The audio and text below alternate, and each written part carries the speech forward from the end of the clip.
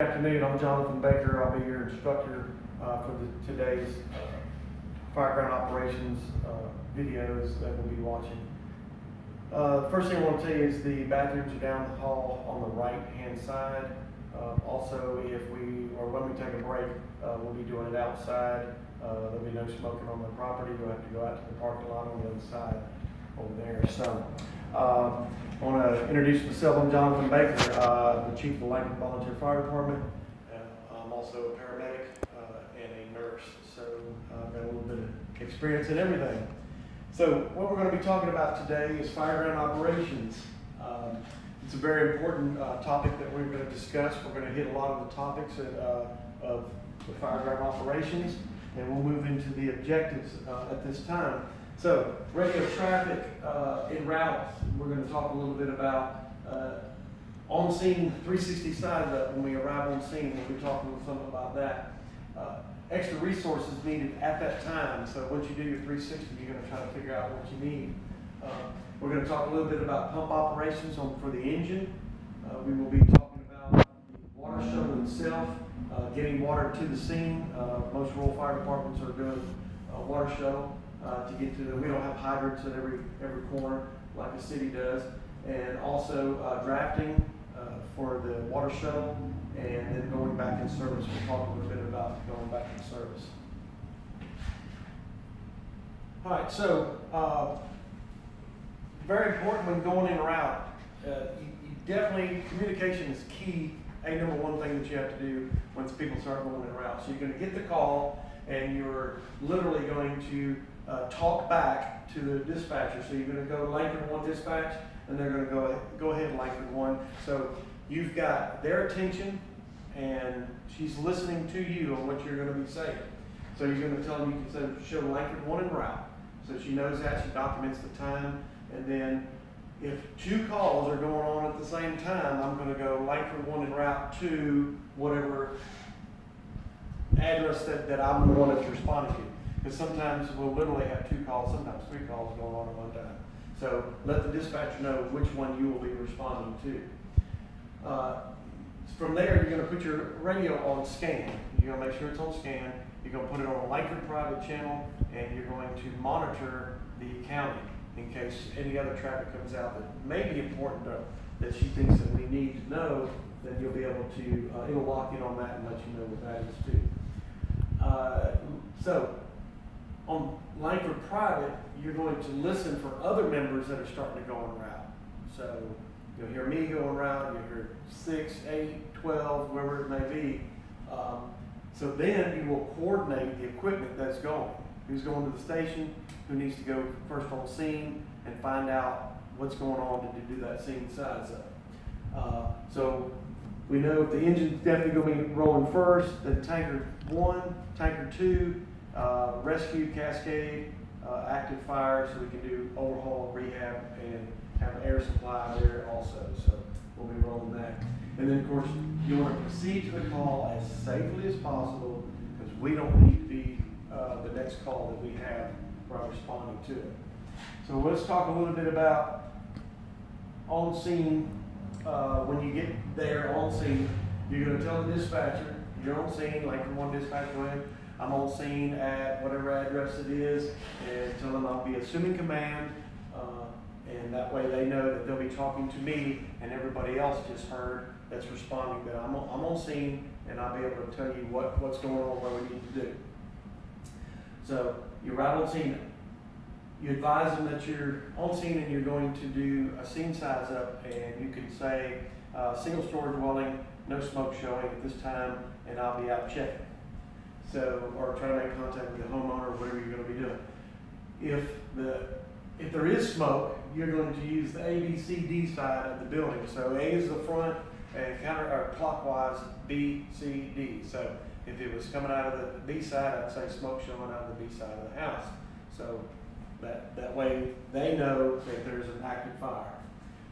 From there, all your other members will know there's an active fire, and to make sure that they get there and start doing what they need to do, that you'll be coordinating. So at that time, additional resources if needed. You're going to, if you need more manpower, if it's going to be a little bit more overwhelming than you think, you can call for your backup fire department if they're not already en route, which they probably will be. It's usually a mutual aid call that they're gonna be doing that with. So we're gonna listen to this, and you will hear some of the coordinating that they are doing on the fireground operations. Hopefully it will load.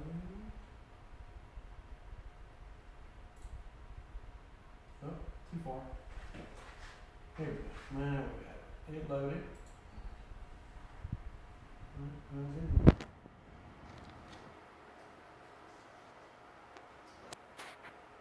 Okay.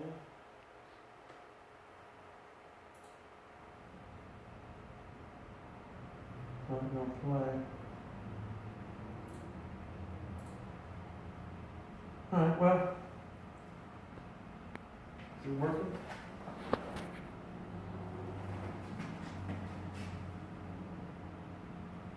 It's the one play, I need a one play. No, that's fine. For some reason, this computer's out of date, I guess, so. Alright, so, we'll just move on. Alright, so on fireground operations, we are going to, when you don't see additional resources, you've got to figure out, is it more fire than the people that are coming can handle? So get somebody else to be rolling in that direction.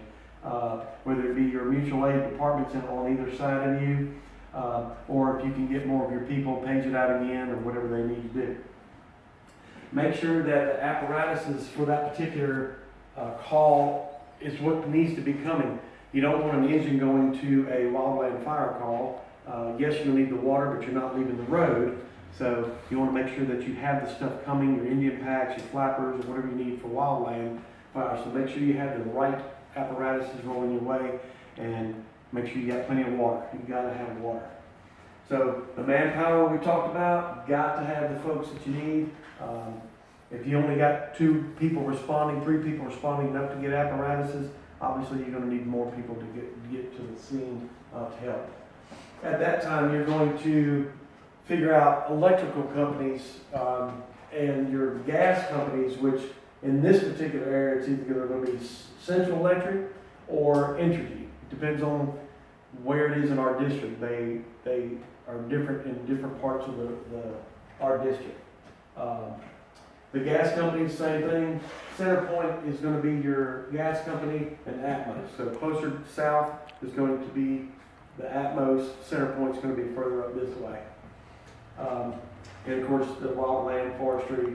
If you need, say it's a pretty good wildland fire, you can call forestry, and they'll get the bulldozers out there to help cut a fire line and see if we can't get it under control.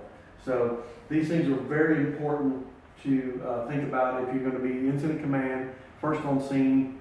Think about what you need and how much stuff that you actually need to get things done. So time-wise? 8. Okay. All right. So pump operations. We can get a little better handle on it actually touching the pump, which we may do a little bit later for some hands-on stuff. But of course, pump operations are going to be, the driver himself is usually going to be the pump operator. So if you're going to drive the vehicle there, you have to be knowledgeable and skilled in actually pumping the vehicle like you need to be. When you do get out of the vehicle, make sure you chalk the apparatus. It has to be chalked. You can't let it not be chalked. It's part of the VFIS course that we go through. So make sure you chalk the apparatus and that it is secure.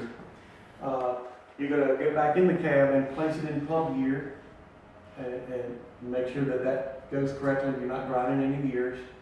When you get on the back side of the cooler, you're going to open up the coolers and make sure that the pump itself is being cooled and the engine itself is being cooled. You're going to charge the tank to pump, and then you're going to pick whatever line that you want to charge in there. You're going to charge the line that you need. By then, your other firefighters should be on scene, dressed out, flaking your lines out, and then you can pick out what cross lay or any other hoses that you may need to be charging at that time. Alright. So the water shuttle, we are going to use tanker 1 and tanker 2. Those are the two vehicles we use to shuttle water here. And the dump tank itself needs to be set up next to the engine. I've got a picture of it coming up next. And then of course, we're gonna take that water, tanker 1, and do the first dump, and it'll leave to go get water to refill 3,500 gallons. And then we're gonna communicate the shuttle operations. Whoever is shuttle operations does not worry about the fire. That's their job, is to get water to from the hydrant to us, back and forth, back and forth. That is their main concern. So that's all they need to worry about, is those two things. All right, so here's a picture of the dump tank that I was telling you about. So they're going to be drafting off of here. This is your draft pipe. Tanker 1 is going to be dumping water, and tanker 2. Those are the only two things that's going to be working here. So dumping water into the tank. That tank holds 3,500 gallons. That's a 3,500 gallon tanker that they're using there. So they'll be drafting. I believe this is Santa Clara, California. So they do a lot of wildland fires. I think they're fighting one right now, actually. All right, let's see. So a little bit about our tanker, tanker 1. 3,500 gallon capacity. It has a 500 gallon per minute pump on the back. We have 2 cross lays, 250-foot hoses in there. We can hook to any other vehicles, engines. That's for Brandon. This particular nozzle we have is for Brandon alone because they have a 4-inch Storks, and everything we have is 6-inch. These are all the way around the vehicle, so you can draft from any side that you want to, or you can discharge from any 3 sides that you need to. So you can pressurize the tank and push water, or you can vacuum water out of a static water source, which could be a swimming pool, the reservoir, anything you want to do on there. So 500 GPM pump, 2 cross lays, 2 discharges on each side, 3 dump discharges around the outside, vacuum, pressurized, 3,500 dump tank. I got a picture of that right here. There it is. So this is on the other side of the vehicle. You can see your cross lays here. You can pull them off from either side. That's 3,500 gallons. It'll hold all the water in that big tank there. So, all right, so you're going to use the hard suction hose that we've got 2 pieces on each side. Usually it takes both of them to get to wherever you need to get to actually pull the water out of it. But you've got to use hard suction hose. Can't use any other type of hose that's collapsible for drafting or pulling water out of a static water source. The float strainers that we're going to use, you have this flat one here that actually goes on the bottom of the tank, on the dump tank, and this is your float strainer. It flips around. The floaters are on this side. This actually sits in the water, and you can't even see it from the floaters on it, and it strains any garbage that may be floating around in the water, especially the reservoir. It has a lot of greenery that floats around in the water. So flat strainer will go on the end of the one for drafting, and then this will be your floater for anything that you're going to be pulling out of the static water source somewhere. Okay. All right, so when all said and done, we have to go back in service. To do that, everybody has to come back to the station. So we've got a lot of work to do when we get back here.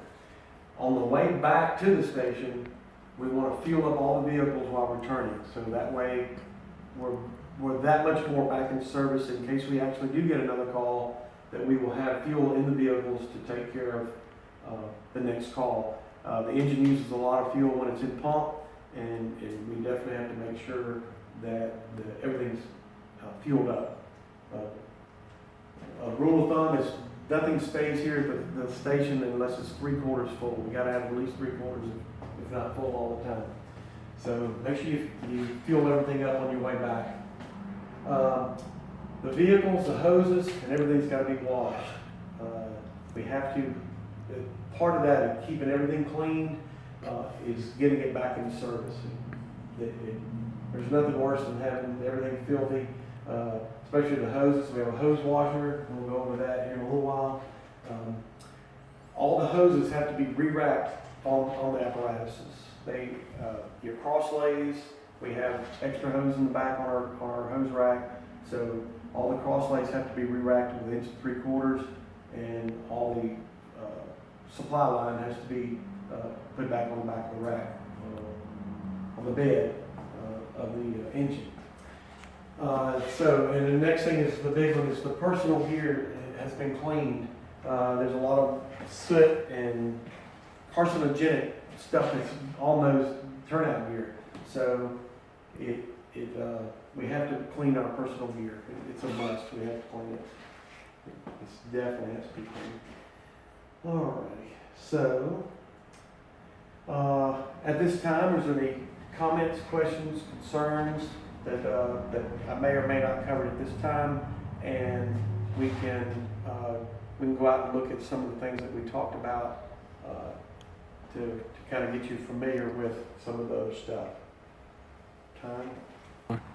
All right, so we're back out here outside, and we're just going to kind of walk through a few things that I was showing you on the inside on the video. So, engine one, pump panel. We'll go over that in just a little while. Make sure we get sufficient for that. Here's your cross lays, 500 GPM on the tanker. Hard suction hoses here in the back. Okay. We're going to walk around and show you the strainers again. This is tanker 2. It has its own dump tank, but most of the time we just use it for shuttling water. Here's our floaters. Both of them on the back side. Here's the other one. Here's our 3,500 gallon tank, dump tank that we're using. So those are the pieces of equipment that are very important on the water shuttle. Very short. Hose bed rack I was telling you about.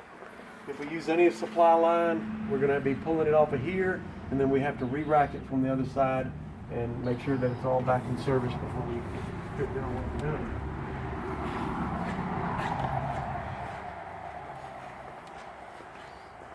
Okay. Oh yeah. 17 and a half. That's good. It's good. Thank you very much.